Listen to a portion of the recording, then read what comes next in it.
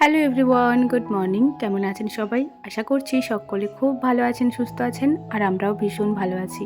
আমার আজকের আরও একটি নতুন ভ্লগে আপনাদের সকলকেই স্বাগত জানাই। আজ শনিবার সকাল 8:30 মতো বাজে এখন, আর এখন থেকে আজকের ভ্লগটি শুরু করছি। আশা করছি আমার আজকের ভ্লগটি আপনাদের ভালো লাগবে।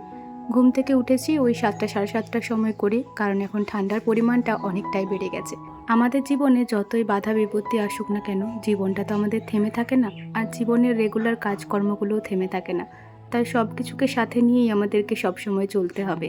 আমরা যদি ভাবি যে না, আমরা আর সময়ের সাথে চলবো না, আমরা থেমে যাব, তাহলে কিন্তু আমরাই থেমে থাকব। সময়টা কিন্তু আমাদের জন্য কখনোই থেমে থাকবে না। তো যাই হোক, দেখুন, আগের দিন যা হয়েছে হয়েছে, আজকে কিন্তু আবার আমাদের রেগুলার রুটিনে ফিরে এসেছি। ঘুম থেকে উঠে সকালের হরলিক্স খেয়ে ঘরের যে টুকিটাকি কাজ, ওই যেমন বিছনা ছাড়া, ঘর ঝাড় দেওয়া, ওগুলো তো কমপ্লিট হয়ে গেছে। আজকে মানি প্ল্যান্টটিতে একটু জল দিলাম। ওই মানি প্ল্যান্ট গাছটি টেবিলের ওই যে কোনার জানালাটি রয়েছে ওখানটিতে রাখা আছে, তো কোনার দিক করে আছে, তো সে কারণে সবসময় চোখ যায় না। তবে আজ যখন সকালে টেবিলটা গুছিয়ে রাখলাম, তখনই মনে মনে ভাবলাম যে না, আজকে গাছটিতে জলটা দিয়ে দিই আগে। তো সে কারণে গাছে জলটা দেওয়ার পরে এই যে ঘরটা এখন মুছে নিচ্ছি। আগের দিন সন্ধ্যাবেলাতে বুনু এসেছে, আর বুনু এলে তো সারা ঘর শুধু ঘুরে বেড়াবে। ক্যামেরা লাগানো আছে, তাও শুধু ক্যামেরার দিকেই ঘুরে বেড়াবে। তো ওকে কোনো রকম বকাবকি করে বললাম, যা তুই পিপির কাছে যা। তো পিপির কাছে গেল, তারপর আমি আবার এই যে ভিডিও শ্যুট করছি।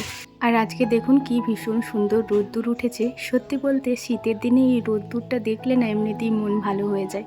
কাজের প্রতি যেন একটা আলাদা রকমই এনার্জি পাওয়া যায়, তাই না? এদিকে দেখুন, আমার ঘর মোছাও কমপ্লিট হয়ে গেছে, আর মায়েরও ওদিকে কাজ মোটামুটি হয়ে গেছে, এরপর স্নান করবে। জানেন তো, বাড়িতে কেউ নেই। বাবা তো আগের দিন থেকেই একটা নতুন জায়গায় কাজ শুরু করেছে, তো সেখানে সকাল সকালই চলে যাচ্ছে। 7টার সময়ই বাবা বেরিয়ে গেছে। আর ভাইও যেহেতু এখন কম্পিউটার সেন্টার যায়, তো ভাইও 7টার সময় যায়, ওই দুপুর 2টোর সময় করে আসে। তো বাড়িতে এই সময় কেউ নেই।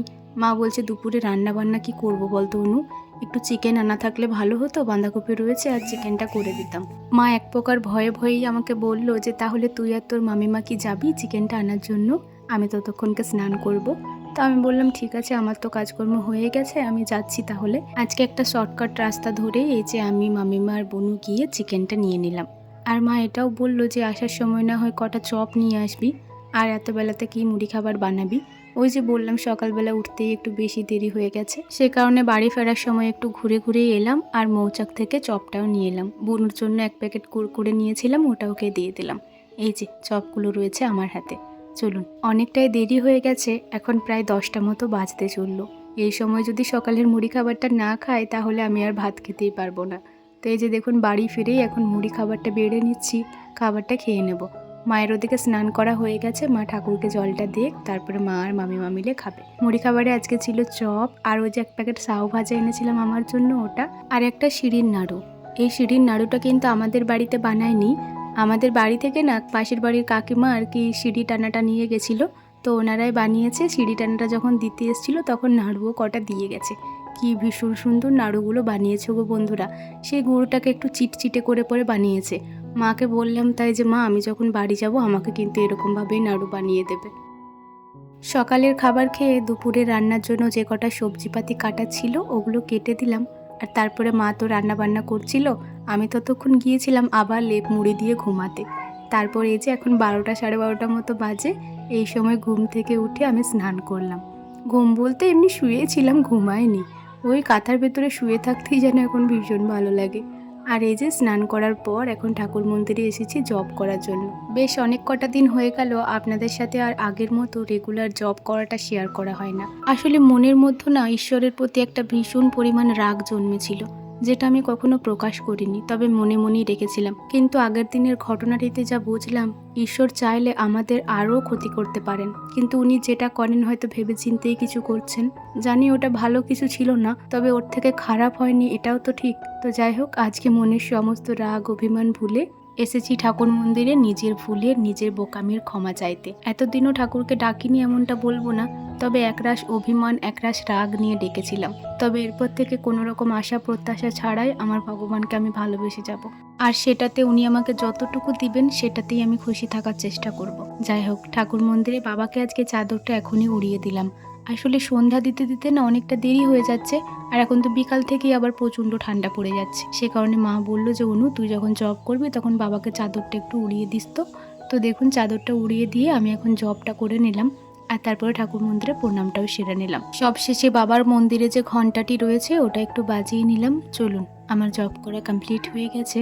মায়ের ওদিকে রান্না বান্নাও তো শেষ, এখনো দুপুরের খাবার খাওয়ার সেরকম বেলা হয়নি, ওই 1টা থেকে 1:20 মতো বাজে। তবে তাড়াতাড়ি রান্না হয়ে গেছে তো সে কারণে আমাদের সকলেরই খিদে পেয়ে গেছে। তো দেখুন রান্না হওয়ার সাথে সাথেই এখন খেয়ে নেব। এখনও অবধি আর কি উনানে মাংসটা চাপানোই ছিল, কারণ হালকা হালকা আছে, ওটা এখনও ফুটছিল। আর এদিকে বাঁধাকপিটা তো হয়েই গেছে, নামানোই ছিল। মায়ের দিকে ভাত বাড়ছিল ততক্ষণকে থালাতে। আর মা বলল যে অনু তুই আজকে মাংসটা একটু ভাগ করে দিস। তো এই যে জব করার পরে মা ওদিকে খাবারটা মামাদেরকে দিয়ে দিচ্ছে, আর আমি ততক্ষণকে মাংসটা ভাগ করে দিচ্ছি। বাবা একটু আগেই এসেছিল, বাবা খাওয়া দাওয়া করে আবার চলে গেছে। ওই 12টা থেকে 1টা অবধি লাঞ্চ টাইমের জন্য ছুটি দেয়, তো সে কারণে ওই সময়টাতেই বাড়িতে এসেই খাবারটা খেয়ে যায়। যেহেতু কাছেই সে কারণে আর বাইরে খাবারটা খাই না, বাড়িতে এসেই খেয়ে যাই। তো বাবা তো খেয়ে নিয়েছে, আর আমরা 5 জন বাকি আছি। ভাই তো এখন খাবে না, একটু দেরি হবে। মাও খাবে না বলছে, ভাইয়ের সাথেই খাবে। কিন্তু আমি, মামিমা আর মামা খেয়ে নেব। বুনু আর বাবা খেয়ে নিয়েছে। তো এই যে দেখুন মাংসটা ভাগ করা হয়ে গেছে, আর খাবারটা নিয়ে চলে এসেছি রান্নাঘরের এই জায়গাটিতে। খুব সুন্দর রোদ্দুর আসছে, এখানেই আমি আর মামা বসেছি। মাংস ঝোলের কালারটা কি ভীষণ ভালো লাগছে দেখুন রোদ্দুরে, আর খেতেও ভীষণ ভালো হয়েছিল। পাতলা পাতলা ঝোলটা হয়েছিল, আর ধনেপাতা দিয়ে এখন সমস্ত রান্নাবান্নায় ভীষণ ভালো হচ্ছে। আর এই বাঁধাকপিটা কি বলবো, কিছু বলার নেই। মানে রোজ রোজ আমাকে এই বাঁধাকপি দিলে বাঁধাকপি খেয়ে নেব, তবে মায়ের হাতের হতে হবে, অন্য কারোর হাতে আমি খেতে পারি না। চলুন আজকের ভিডিওটা দুপুরের খাবার খেতে খেতেই শেষ করে দিচ্ছি। ভালো লাগলে লাইক কমেন্ট করবেন এবং সাবস্ক্রাইব করে আমার ছোট্ট চ্যানেলটির পাশে থাকবেন। সবাই ভালো থাকবেন, সুস্থ থাকবেন, আবারও দেখা হবে। টাটা।